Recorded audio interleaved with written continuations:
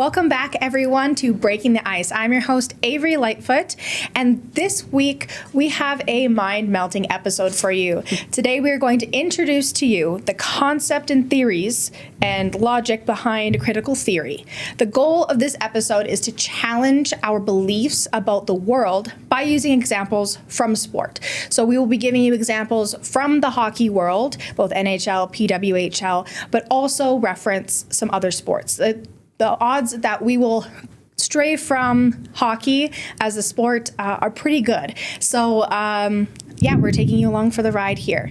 Our guest today, we have asked a critical theory expert from the University of Regina to help facilitate our discussion around social systems impacting our world and hockey. I know we've talked, me and our guest have talked before about being experts. No one can really be an expert on critical theory. It's always continuing and evolving. So our guest today is Dr. Roz Kelsey, or as I know her, Roz. She is a tenured staff at the University of Regina. Roz has extensive knowledge and experience in inclusion and equity. She has developed and implemented policies and programs that promote inclusion and equity and reduce gender violence and racism. Roz was awarded the YWCA Women of Distinction Award for her work as chair of the Man Up Against Violence movement. Welcome, Roz. Thank you very much, Avery. I appreciate you asking. Yeah, no problem. So with this critical theory topic, it's hard to conceptualize. So how do you think we should start off our podcast today? I think from the research that I do and the people that I work with and the communities that I'm in, I am always encouraged to make sure that we start anything when we sit down together in a good way. That's really about being, cognizant of history, of our current surroundings, a lot of the things that we talk about in critical theory. So for me, opening up with a land acknowledgement is always a really great place to start. Mm-hmm. And I don't know if you've done many land acknowledgements. I know that many people have heard them. Mm-hmm. We usually have, in any kind of formal setting, there'll be whoever the master of ceremonies is or whoever's chairing the meeting will read out a little paragraph or so that is pretty common. Many times in those, this was a big step for us to be able to do land acknowledgements, and they, I think that what critical theory demands of us is that we continue to push the boundaries of how we're addressing inequity in the world. So, it's taken us a long time to invest in acknowledging where we are and who came before us. So we start to do that, with treaties, with some different agreements, and then we get into policy development in the federal government, and then we start to actually do things individually by reading out these land acknowledgements. But what we're finding is it's usually just a really quick say it and go, right? Yeah. And it sounds the same with everyone, and it doesn't resonate. And so for me, land acknowledgements are really about talking about how we are all treaty people, and that it's really important to remember how you got here, the history of how you got here, who took care of everything before we got here. Who were the stewards of the land. And so currently, as most people will know, hopefully by now, we sit on Treaty 4 territory. The University of Regina has a presence in Treaty 6. But, you'll even find that the language and the words that are used are very colonialized, We're starting to see an inclusion of more indigenous language in the Nihilwak, the Ashnepek, the Dakota, the Lakota people. When we say Cree, that's a colonialized Western word. So I like that we're starting to acknowledge not just First Nations or all Indigenous people, so we include the Métis Nation as well.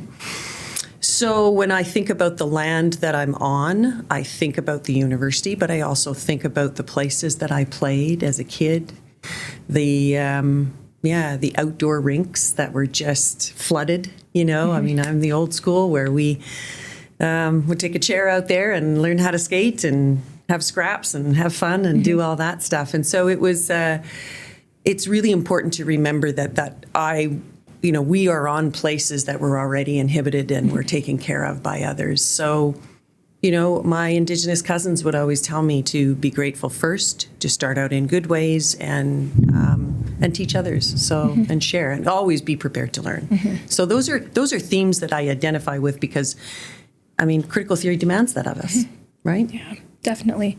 No, that definitely I agree with traditional land acknowledgements in the colonial sense that it is definitely scripted, and they're not memorable, they're not personable, they're very institutionalized and typically made to be a face of reconciliation, and there is some intention and goodwill behind it, but it's definitely how do you bring yourself, how do you bring everybody in the room, how can you be vulnerable? That's a risky thing to do. Yeah, definitely. Especially if you're the one at the head of the room, you're supposed to be exactly. You're supposed to not make mistakes. I know, right? That's a really yeah. common thing that we talk about. You're not supposed to make mistakes. I know, and yeah, definitely land acknowledgement. Like I have not personally done one, even if it is reading from a script and just thinking about like I would love to be able to do a land acknowledgement that is personal, that is describing where I came from and how I use the land, how I respect the land, what I think of, how I respect the people who respected the land very first, who first inhabited the world, and but again, I am scared to do it because I don't want to be vulnerable. I don't want to make a mistake, but it's okay. But it's hard to rewire your brain to be like that. Mm-hmm. It absolutely is. And then add that to the fact that you may be doing it in front of a camera. Mm-hmm. People may watch it again and again and again, and they'll be able to critique it, and they'll be able to. And that's another very kind of colonialized idea that perfection is what's demanded of us, and that if you make mistakes, it makes you weaker or makes you less fit for your position of power, which is. It's really a funny way to think, especially in an educational institution. That's exactly how we should be. Vulnerable, ready to learn, ready to make mistakes, ready to, So I'm hoping that we're changing and going in that direction. Yeah. So I'm grateful for the lands that we're on and for the spring weather and the change of season and everything that brings. And Oh, that's, beautiful. Honestly, the spring weather is definitely something I've been looking forward to, and just even having that sun on my face and my dog today, she loves the sun. She kept on barking at me and to go outside. I'm like, okay, just wait. Like I get it. I know you love the outside, but I am just in awe of her, of how she can just fully soak up the sun and enjoy the land, enjoy whatever temperature it is. And she definitely loves it, which I definitely will. As it slowly gets warmer and I don't have to wear a bunch of coats outside, I will venture out with her and just enjoy the land that we're on, which is amazing. Yeah, and then we think about the different ways in which games had such an impact on our Indigenous cousins that I like to call my relations. They're. There is some, very similar to us. They used the Indigenous people here on these Western provinces used them for, very similar ideas for resolving conflict, for competition, for fitness, for, learning skills. So they would have games of hunting. They would have games of, and hockey became such a, to tie into today, we have quite a number of legacies, hockey legacies that came. Fred Sakamoose, right, and Tatuthis, and we have, there's Carey Price. We have lots and lots from this part of the world. So, which is just amazing. Yeah, definitely being able to celebrate them, and it's great. So I think not diminishing what we've talked about, what we are going to kind of move into our first, a little bit more description of what is critical theory. And we might be able to hear, revisit some of the topics we addressed here with the land acknowledgements and Indigenous people who have gone through the colonial system of sport and have gone into hockey, which I know in previous conversations we've had probably will definitely come up again. So yeah, we'll address that later. But to give everybody here a little bit of a background on what critical theory is or its typical like, what does it typically question? What are the theories that are used to question society? Well, I think that's what it is. Yeah. You said it right there. Okay. I mean, that's right. It Yeah. is. It's not. I mean, when we talk about equity, diversity, and inclusion, it's often quite an individual kind of practice, right? How can you include someone who is not often represented on a board or on a team? Or let's celebrate that we have some different individuals that, are participating. But critical theory goes a little bit further. And when it talks about things like racism, we don't necessarily talk about individual acts and how to not be racist or not to say racist things. What we question is about why racism exists in the first place. What are the institutions and what are the ways of knowing and doing and being that convince us that we are that different, right? There's characteristics within, not just racism, but of course sexism and ableism, and I think that there's all the identity markers that we can that we label people with, right? Those, they have value to them. We've assigned value to them as a society, and so critical theory questions how we came to that, but more importantly, because there's always a historical part to that, but more importantly is how we continue to reenact it, right? And sometimes, a lot of time without even knowing it. No, definitely. I've found even just, taking your courses here at the U of R and just slowly interacting and interacting more with the concepts of critical theory and just questioning where things have come from. Why do I think the way I think? Has it been taught to me? Well, definitely. We know that. But yeah, definitely challenging my own points of view. And I've definitely caught myself reenacting some of and reinforcing some of the values of our current society in my own life. And I've gone, wait a second, hold up. We gotta, let's try to change this for me. And then I can try to maybe implement a little bit of change in my closer circles around me. Sure. Yeah. I think that we all like to believe that we are sovereign individuals. We have agency. We can decide what we want to think, and we're smart enough to, I'm going to believe this because I chose to believe it. But there's a lot of influences that, the minute you come out of the womb, there's your parents, and they're dressing you in a certain color depending on what they think you are and how they're going to label you and how the rest of the world will label you. There's very basic things, in terms of color and toys and activities and appropriate, even things as fundamental as how we walk. The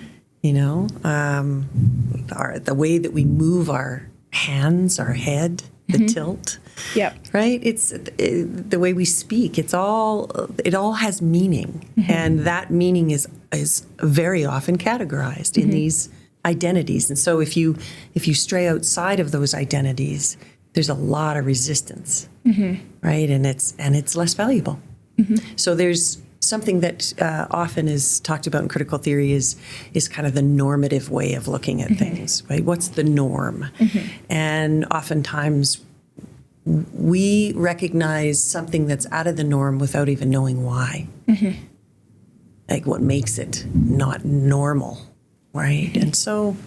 And there's different degrees of that. Everything in critical theory, I think, looks at things to degrees. When I do research on violence, it can come in very different ways. And violence is often believed, especially when we talk about hockey, violence is often the hitting and the fighting and sometimes we'll get the chirping and the trash talk and whatever it is. But really, violence can be something as simple as, the discomfort you feel when you walk in a room because your identity is being questioned, right? To not feel welcome it influences how safe you feel. So that in a way is a violent act, right? So important to remember that language is really important. Meaning is given to things, sometimes with our knowledge, sometimes without. So yeah, and we question always questioning, coming up with new. Why do you think we think that? Where do you think that came from? Who taught you that idea? What would happen if we didn't think that way? What would the world look like? Yep. So I'm sure we'll go through some examples. Oh, definitely. And, with these questions, I think a lot of they just flow. Everything you're saying is just flows into one thing into the next.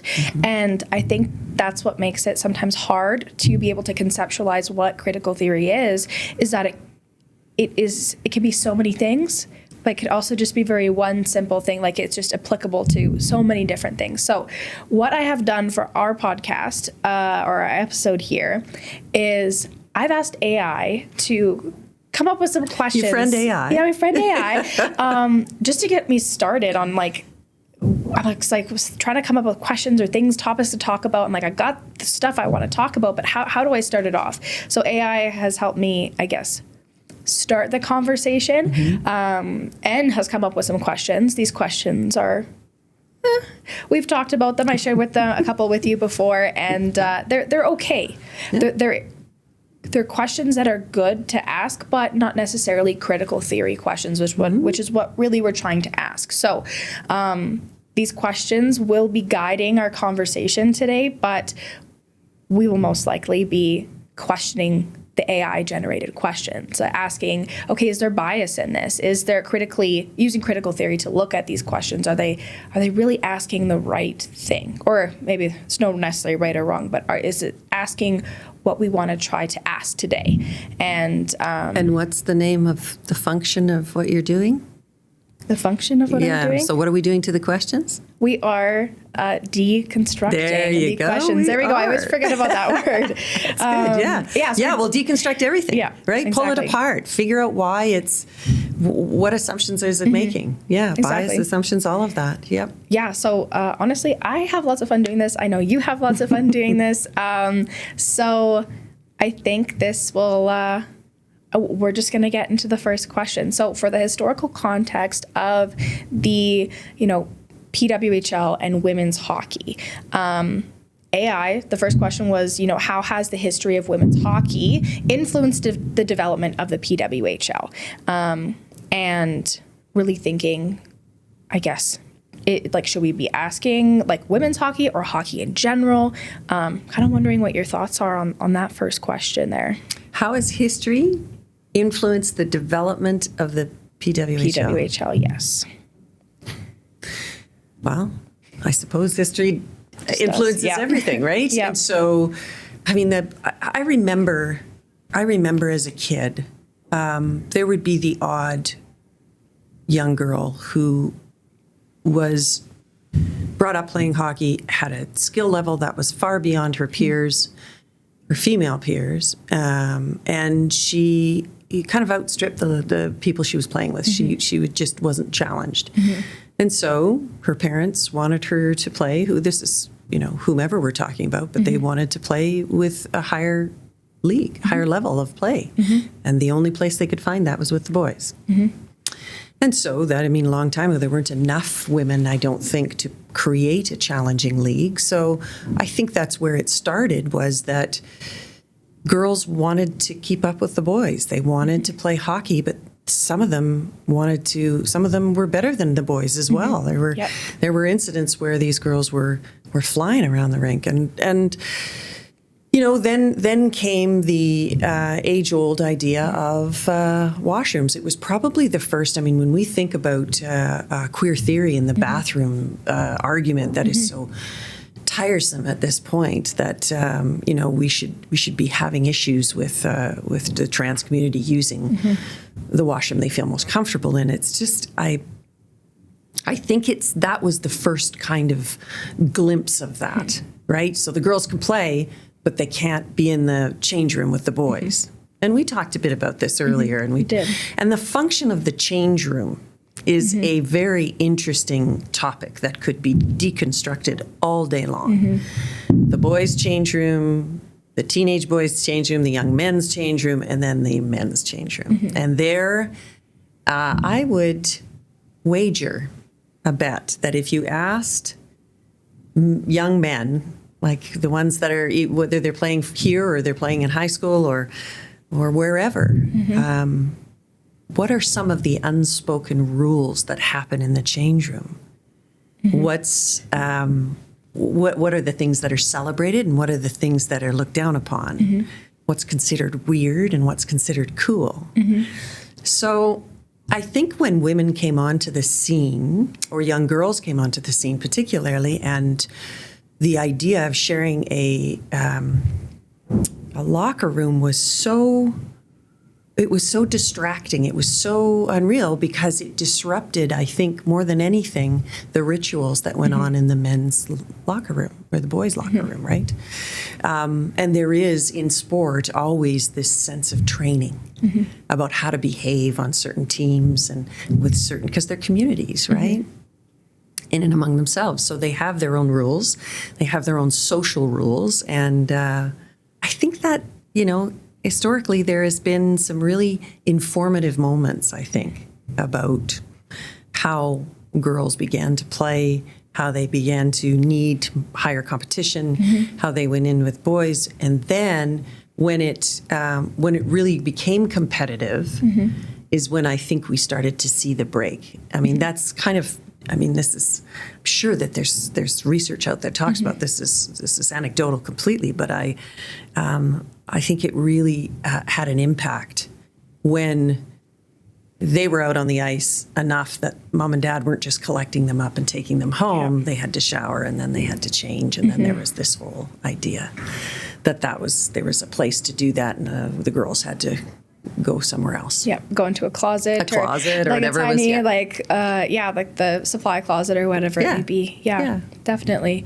And I know like the locker rooms, I was just thinking about some of my other friends. We've talked about it, and they've mentioned some of the stuff that goes on in a men's locker room for I think more specifically like a hockey team. Oh, yeah. And I just go, like you're talking about how like there's stuff that's celebrated, stuff that's looked down upon, that's weird, and I thought all of it was weird.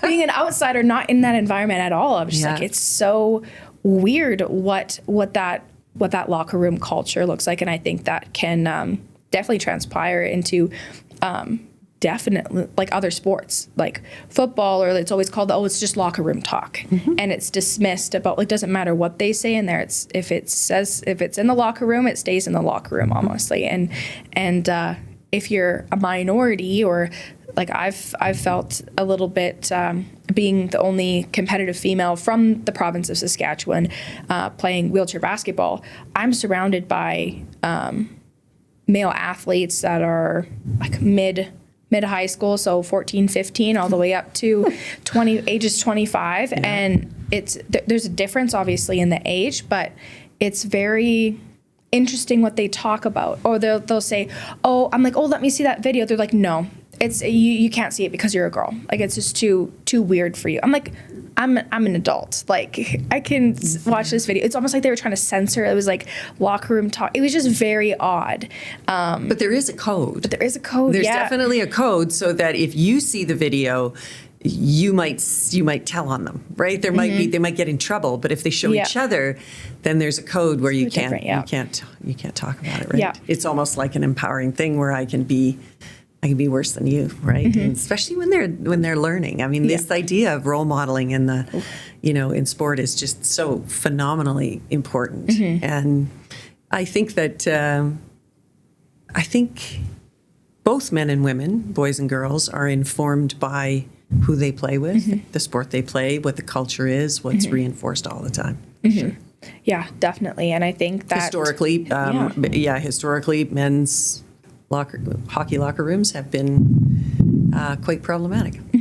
Definitely. And from a critical perspective. And like even just thinking about the news, like a little bit like less critical, like not necessarily based in critical theory, but just like the hazing and different other things like that could goes into the violence. It goes into like team culture and everything. And I think it definitely it just goes into even gender differences. Not saying that women don't use hazing, but it's well, there's, like I said, there's this code. Yeah. And Eric Anderson is a great Canadian who's I think he's still in the UK, but he talks a lot about how sport in colonialized culture was definitely used for preparation for army, right, for war, for making sure that the boys and the men adhered to the code because they had to when they went out to fight these wars. They had to have each other's backs. There was no, they had to make sure they were all on the same page. That's why military all dress the same. They're all one unit, right? And this is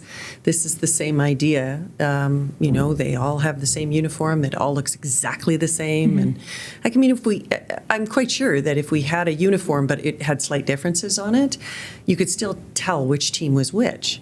But we don't do that because there is a culture that needs to be manifested on that team. You belong to that team. Therefore, you belong to the values and the codes. And because you don't last long if you don't. So, and we can see that. I was just thinking about Carey Price. I was thinking about the idea that he pulled away from hockey. And, it was a very stressful time for him. And then he had such a major injury, couldn't come back. But I think that the weight that sits upon athletes, whether it's hockey or anything, that makes them different, whether that's race or gender or whatever. If you're, I think the PWHL gives a space for women to not have to hold up that burden, but yet we never get rid of the idea of orientation or the idea of race or ability level or whatever it is, right? So. Yeah, history has a huge part because the PWHL is playing hockey the way hockey was established, with a few caveats for women because they're maybe a little more delicate, supposedly. Because they're women, because of gender. And women. Honestly, this is a great segue going into gender and power dynamics and going into the critical feminist theory, as well as in conjunction with a bunch of other things in the intersection between the other theories. But with the PWHL and we did do some research and we did look at the rule differences between the PWHL and the NHL. And, as we spoke before, like any type of fighting or like body checking that is not either in the same direction, like, because you can't, in the PWHL, you can't check people, like open ice hits is what it's called. So you just can't come from behind and hit people out of nowhere. It has to be, on a play for the puck or moving in the same direction. There's no tolerance for any of that. But you see in the NHL, there's fights that break out. There's checking that happens, like open ice checking, that is fully within the limits of the game. And yes, there are penalties. There's major penalties. There is, escalation to a suspension. But for women's hockey, and like they have those rule differences, and there's no tolerance. So then they're kicked out of the game at the very minimum, and then they may face suspension. So just that goes back to, okay, like women are, like they're playing the sport hockey, both of them, but treated differently based either on like historical influences or. What do you think those influences were? Oh man, I think from just all of our conversations, I definitely think it's just the establishment of the patriarchy and colonialism. Because colonialism, I think, before I'm white, I'm from a colonialist family, so before Europeans colonized the world, regardless of like each indigenous group, if it's in the continent of Africa or Australia or Canada, they had their own systems of governments, politics, hierarchy or no hierarchy. I think that that colonialism, just imposed and changed the way, or forced people to change the way they viewed gender into one. Or into one. Oh, like a binary. Binary, into the focus between, it's only men or women, or men have to do this in one way, and women have to do this in one way. And there really is no gray in between. There's no spectrum. There's no, okay, but yes, but also I want to be this, or I want to be able to do both, or like there's really no negotiation. Do you think that there's anything to the idea that, what about the idea that there's, women are mean, women playing hockey came quite a bit after men playing hockey. Yeah. We've learned a lot in the time that we've watched men play hockey. I mean, they didn't, we started to finally realize that they needed to wear masks. That you had to have protective equipment. We have concussion protocol. We have all of that. I mean, there's a really interesting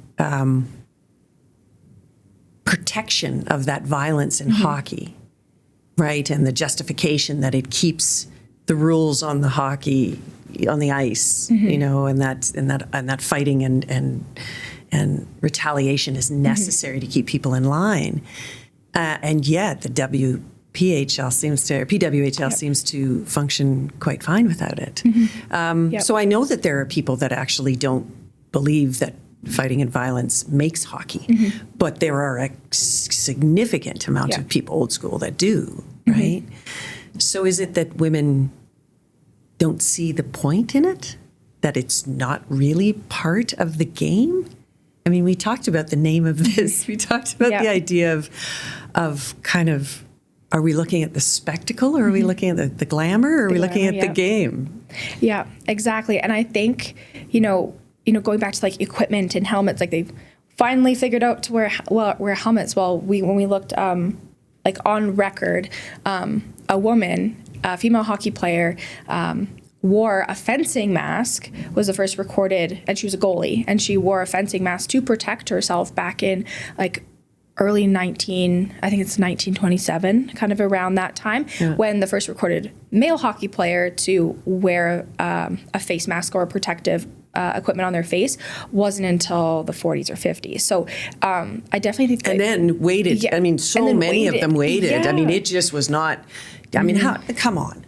How tough are you if you have to wear a helmet? Yeah. It's like, okay, well, but how many teeth do you have left? Really? Right. And you must not be playing very hard. Yeah, definitely. Like, I'm just thinking, I'm like, oh my gosh, like these women were definitely, I think, but they were also allowed. They were allowed to wear helmets. Because women were seen as the fairer sex, and that it was okay. So then we get in, I mean, the idea of critical masculinity and critiquing that code of masculinity is so much part of critiquing sport that I think that, I mean, PWHL doesn't have the same social pressures, I think, as the NHL does, that come from a variety of places, I mean, within and without. But, I'm not sure they actually looked at it and thought it's a good idea to start fighting and hitting each other. Like, I don't know.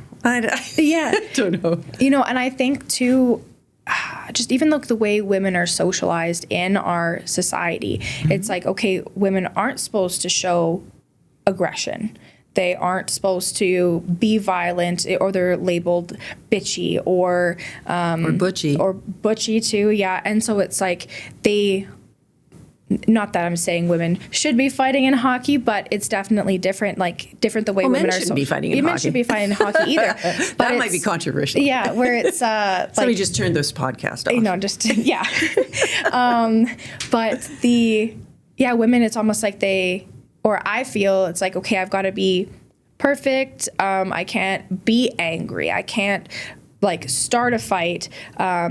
But I think that violence translates in a different way potentially in female sports, and I don't know if this is my hypothetical. This is my theory. It's all hypothetical and a hypothesis. But I know I talked in your class too about we talked about hazing, and one group brought up like the question of, do you think hazing would be different if women were at the top of the hierarchy, like men weren't there? And I was thinking, I'm like, if we just change gender roles, no, I think hazing would be much worse, because women aren't necessarily physically hazing other players. It could be, but you see more lateral violence. I think it's all psychological. Yeah, that's what we call lateral violence, right? So the stuff that goes right across at the same level, right? So that they can manage the That's my little conspiracy. I don't know if there's nothing proven. Obviously, it's my opinion. Yeah, but maybe. I don't know. I think, you're right. If you just changed it in the sport, perhaps. I think about, and so I'm getting more and more intrigued on matriarchal leadership. And matriarchal leadership is not just having women in leadership positions. It's a different style of leadership. Yeah. It's about shared power. It's about shared responsibility. It's about collective decision making. It's about, and I mean, we don't see a matriarchal structure in the PWHL. Right? We have a guy who owns all 6 teams, who makes the decisions, So I think that what we're talking about really is about different expectations, different leadership styles, different ways of being. And you can have, I sit on boards with all women, and it is not matriarchal in nature at all. It's very similar to all the other boards I sit on. They function in the same way because they're told that is a proper way to function on a board. That's professionalism. Yes. Yeah. And the other way is much more difficult. Yeah. It's we're less familiar with the idea of power sharing and the idea of looking at someone as though no matter who they are, they have as much value in their knowledge as everybody else does. I mean, when I look at the communities I work in, and children are they're seen as gifts from Creator, and we need to listen to children. We need to honor children. And all we're really doing is taking care of children for the Creator. And so by the same token, women have ideas and have ways of doing things that, in the traditional patriarchal leadership that we have, or just style of doing things, there's it's always a hierarchy, and it's always about who has more clout, who has more points in the room, and that comes in very different ways. So, I don't know. I think that there is this really interesting tension in the PWHL, right? That they want to play hockey, but they're playing in their own style, but they're competing against that common normative narrative that's a normative narrative. I don't think I've said that before. That doesn't name the norm. Yeah. So that was another thing we talked about, is that the NHL is just the National Hockey League, right? Yeah. So we don't have, just like the NBA, we don't name the gender of those playing because it's just what it is. Yeah. Whereas if we, make an exception and we bring another group in that's different, we have to name them. So not unlike we name races when we talk about professional things, or we'll say a male nurse, or we'll say something that's out of the norm is often labeled because we know what the norm is. We take it for granted. Yeah. And so I think that there is this very interesting tension between facets of the PWHL that are claiming a bit more matriarchal ideals, but then also are coming up against the current of traditional hockey and what people value as, well, that's not real hockey. Yeah. Right? Because it doesn't look like men's hockey. It can't look like men's hockey. Because men aren't playing. And we always, there's this really, really nervousness about naming the physiological differences between men and women. But I think you can't deny it. It's not possible. But I think that when we have a system or a sporting system, particularly in hockey, that values the things that come currently in this state of society, it comes biologically to men and what we determine as men than it does women, then, boy, my dad had sayings about this, right? I'll say barking against thunder, but it wasn't really. It was another word. But you don't have a chance, right? And so I think that PWHL is, I'm sure you talked about fans and the different things they like in women's compared to men's hockey ventures, but the WNBA has done a great job of pulling women in. It's very family oriented. It's very like, and we talked about that in class one time. That very rarely would you. I mean, you're going to see it more and more. I think the more women are getting professional leagues, but usually, if women are going to a sporting event, it's either with their family or with their spouses. It's not very often we see. It's usually a family affair, right? Of one nature or another, right? Or you go with your dad, or you go with. But yeah, definitely. Even just like me, this past summer, I went to a couple football games. There were Saskatchewan Roughrider games, and a couple of them with my friends, but one of them, like, I wanted to go, and I didn't have anybody to go with, so I went with my dad. And it's like I didn't go alone. But I wanted someone to come with me. But yeah, my mom didn't want to come with me. She is truly not a huge fan of she's not sporty. She's not sporty. But like she was she was an athlete in high school and everything. But just going to a sports game like that is not that doesn't bring her energy. That doesn't bring her joy. And so I totally understand it. Neither does my brother. But it's like, okay, I gotta go ask my dad or my grandpa. And I don't have anything wrong with that, because I do love spending time with them. But yeah, there's not a lot of... That's kind of the first generation, though, I bet. Like, it wasn't common, I don't think, in previous generations to do that. Yeah. And I don't know. I think that things are definitely changing, but we are also... They're changing. They have to change within the current structure. Yeah. And that's, I think, what the key element of critical theory says is how, if you have something... if you have a group of people that want to play a sport that's an add-on, it's a different, and everyone values something that was originally there. I don't know. It's a tension that I'm not sure how you resolve. Exactly. And I think, we talked about this yesterday, and going with like the PWHL and kind of the same hierarchical structure. It's like do they want to be the same or compete with the NHL? Because inherently they are different, because they're two separate organizations. But I know we talked about this yesterday, where it was like, okay, are they breaking barriers?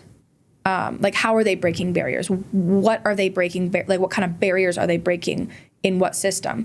And, we talked about the difference between what is breaking barriers into a system that currently exists, which could potentially relate to the PWHL and the NHL, where the PWHL is breaking barriers within the current climate, the current patriarchal NHL system, where, what would happen if they didn't even break into the system, but they broke out of it?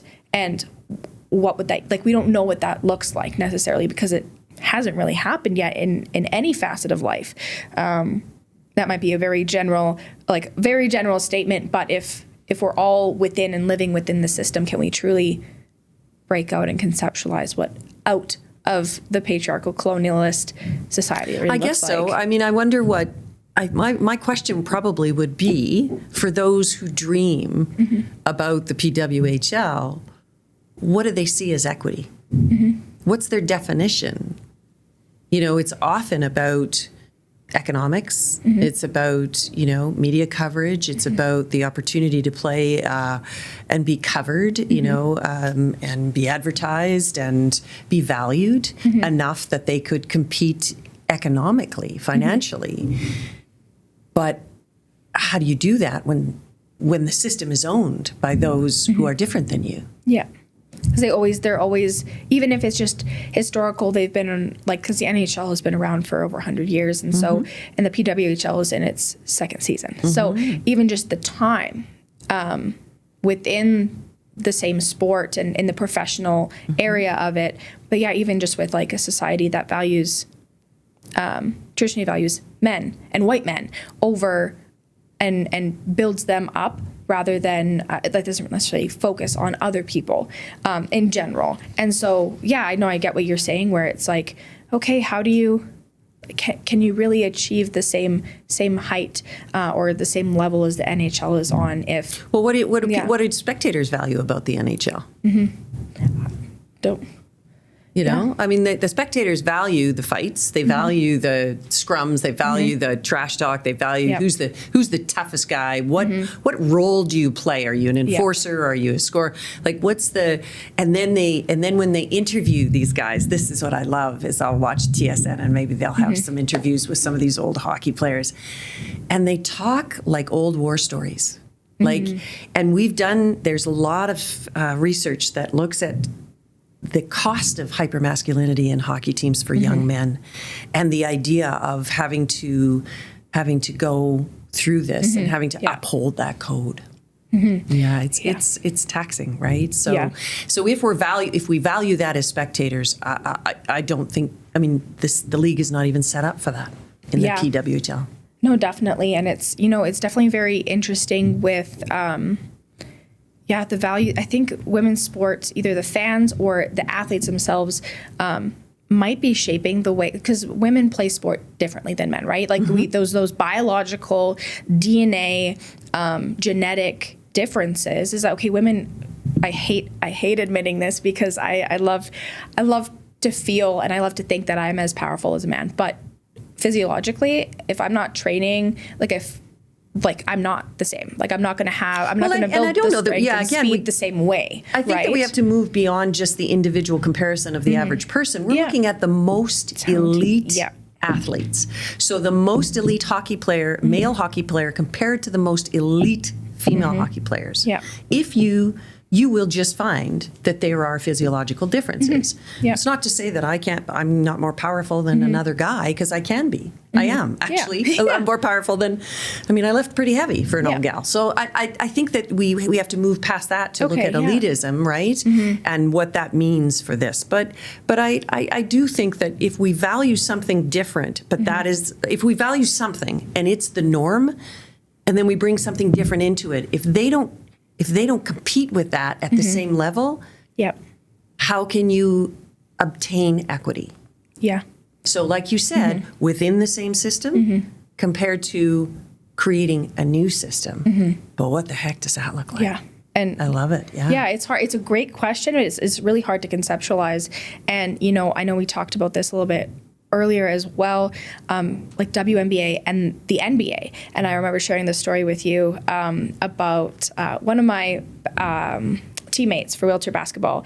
He was going to an NBA game over the February break in Orlando, and I was also going to Orlando, but I was like, there's no way that I'm going to an NBA game, because I would rather watch like women's WNBA or I'd rather go to like a college basketball game, like regardless of gender, for college basketball, because the way they play the game is different. And I'm like, and then he went, oh, well, like, but like in NBA they can dunk. And I'm like, okay, and so what? You going for the glamour, or you going for the game? Glamour, right? The game, right? And it's just like, I'm like, I'm going for the game. Like, I want to see the skill, regardless of who the athlete is. I want to see the skill. And typically, I see that more in female sports. So, like, the game's. Well, strategy, right? We talked about curling. We talked about men's and women's curling. And, definitely. The strategy component makes it so much more amenable to equity, right? Their purses are the same now. They have, I don't know. I think, and I think that's the challenge. That's probably the challenge is, trying to reimagine what systems could look like that would be equitable. Because as the systems are set up now, the only way that we see equity is if we create laws that force equitable playtime, I know they had a thing on CBC with their music content. They had to play a certain percentage. So a lot of people just didn't listen to CBC anymore, right? If women's hockey is at, a primetime hour, they better be playing in the gold medal game of the Olympics, because otherwise they won't have the spectatorships. People just won't watch it. So because they're not watching this, they want to watch the same thing, and it's not there. So how do you differentiate yourself so that you're drawing in a crowd that expects something different? So, that's a huge. It's very controversial. Very controversial, because I know that there'll be some female any athletes that would think about our conversation and go, that's a load of crap. We should be equal. Yeah. And should is a very interesting word, right? And I think we're not disagreeing with the fact that equity shouldn't exist. I think that we are agreeing that equity is there. I think our approaches are different, though. Like thinking about critical theory and how we get to equity is very different. Well, can we? Can we, right? Question. Can we? A critical theory would ask, is that possible in the current system that we have? Exactly. And patriarchal system that favors them. Yeah. And so values their physical strength, their agility, their speed, right? Definitely. Which is different than women. Yeah, and I think through our conversation today, we've got a lot of questions and no answers, and there's nothing wrong with that, because I think the only way that we've talked about this too, with that we learn to question or reimagine what our world could be is by asking questions, and we don't have to have the answers. I think it depends on being creative. Mm-hmm. You have to be creative in how you deconstruct these ideas in a way that, it's a great phrase, to reimagine. Reimagine, yeah, definitely. And so, with all these questions, and I know we didn't cover all the topics that we wanted to today, because we never will, though. We never will, right? We just keep on going. So with that being said, with the critical theory and everything, is there a challenge or something that, that you could bring up for our fans and our listeners of our podcast here? Your fans of your podcast? Fans of my podcast. I love it. Kind of challenge them. Like, what can they do to think about this? I think you did. When you're watching a game, try to distinguish what systems. So is it or is there colonialism there? Is that why you don't see a whole lot of representation? Is it elitist? Is there, like, hockey's a very expensive sport. They come from, kids come from certain families, and they'll, that's getting more and more prevalent now when we're looking at training, when we look at gender, when we look at, how we see female athletes compared to how we see male athletes, and the tolerance for different orientations in female sports compared to male sports, and why we have a bigger tolerance for that, right? The idea that, demonstrating more masculinity in female sports makes you a better player. So those are the things that I say is that, and deconstruct those things within the sports system whenever you're watching a game, and reimagining, like you said, what it could look like, and be fanciful. I think that's the best thing about critical theory is to dare to be, to be really out there with your ideas, because that's the only way we can even begin to discuss it. Is to name it and to see it, and oftentimes it goes on, we don't talk about it. Yep, which is uncomfortable. Goes back full circle back to our vulnerability talk at the beginning, right? Like just really asking those questions, which I think is awesome. And a little story that I wanted to end off with was actually from a video that I saw on Instagram, and I think my mom sent it to me, and it was this, I think it was like astrophysicist, or I think it was quantum physics professor somewhere. And he goes, most people in this field, we don't know what the heck we're talking about. Like we barely understand quantum physics, and I'm here to teach you it today. And right? Like the goal of this is for not only me, the one person in this room doesn't know a thing about quantum physics, teaching it to you, but by the end of the semester, I want everybody in this room to not understand, to collectively not understand. In the same way, collectively not understand what quantum physics is. So same thing with critical theory. We don't need the answer, because if we had the answer, we wouldn't need to learn about critical theory anymore. Exactly. So I think I thought that would just like fully encompasses what critical theory is, and just like it's a lot. It's heavy. It's a lot, and it is going to be confusing, and it will be, and if we keep on questioning, there's never an end, which is I think it's fun. I don't know if anybody else thinks it's fun, but I know we think it's fun. I don't think that I'll ever work my way out of a job. No, exactly. Always question. And you're like, that's not right. Or not necessarily right, but hey, have you thought about it this way? Well, that's the big thing when you can say, have you thought about it this way? And somebody goes, oh, I didn't think about it that way. So that's the best answer. Gets them thinking, which is good. I want to just thank you so much for being here today and starting this conversation, and, just hopefully, even if some of our listeners, some of this didn't necessarily resonate with them, but just, opening up a little bit of a crack in the doorway for people to start questioning our world. The only Indigenous women's PWHL hockey player Anyone? I don't know. Do you know? Yeah, I do not know. I did not. I can't believe I did not look them up. Well, you got to look it up. Okay. Okay, that's a challenge too. Okay. Anybody else who's listening, look up. Yeah. Dauphin, Manitoba. Amazing. Canadian too. I love it. She plays for Calgary. She's a defenseman. Oh, okay. That's good to know. I will. That's what I'm doing right after this. I'm going to be looking her up. So yeah, thanks so much. And yeah, thanks for listening, everybody. And we'll see you next time on Breaking the Ice.